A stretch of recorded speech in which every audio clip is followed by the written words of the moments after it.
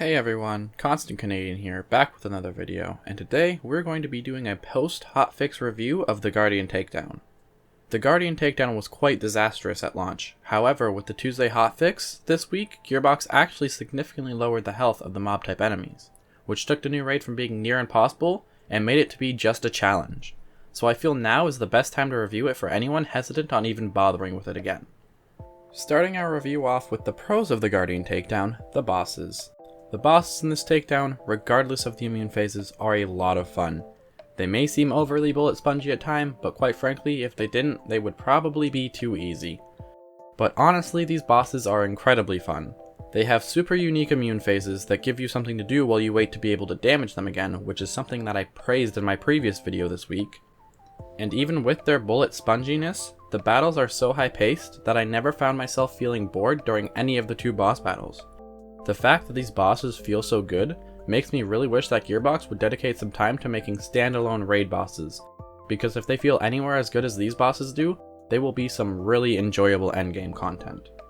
Another really good thing about the Guardian Takedown is just the overall feel of the thing. The takedown looks and feels so amazing. The mechanics and movement puzzles are completely unique to this specific raid, which I think we can all agree is how a raid should be. The Malawan Takedown had new enemies and different items, sure, but the environment just felt like a reskinned Skywell 27. There were no challenges in the Malawan Takedown that felt unique to it, which makes it far inferior in my eyes. And I really hope that Gearbox uses the Guardian Takedown as their bar for any future raids. A final thing that I really just want to praise about the Guardian Takedown is just how awesome it makes you feel to wipe out the waves of Guardians and Iridian beasts.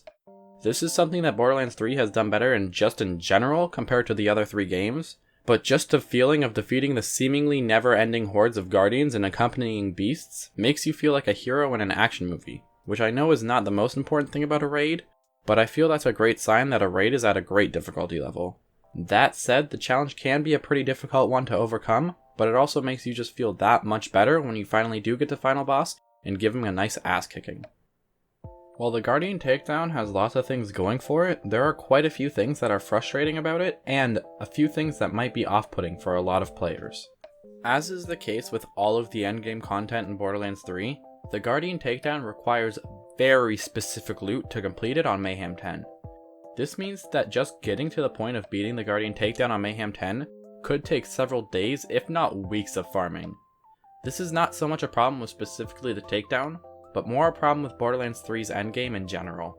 Hopefully one day Gearbox fixes the ridiculously bloated loot pools of the enemies in this game and makes this massive endgame issue a thing of the past. Another very obvious issue with this takedown is just the length of it. This takedown can take 1 to 2 hours on Mayhem 10 depending on your loadout and skill. The fact that this takedown takes so long to do is a deterrent to anyone hoping to just jump on and get a raid in quick before bed.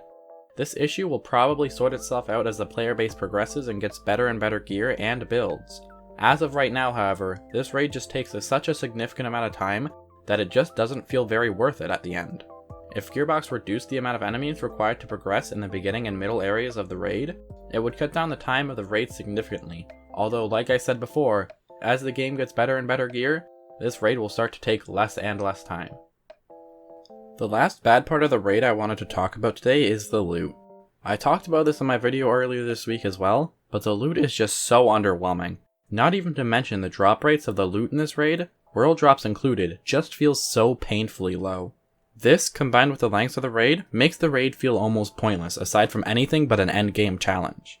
There isn't any worthwhile weapons included in the boss's drop pools, and even the world drops feel few and far between, which makes the Malawan Takedown still feel like a better farm for anyone looking for a class mod or just wanting to farm random loot for fun. Hopefully this will be fixed in the future, as all it does is make the Guardian Takedown feel like a pointless challenge. Anyway, that's gonna wrap up this video. Thank you all so much for watching, and I will see all of you in the next one.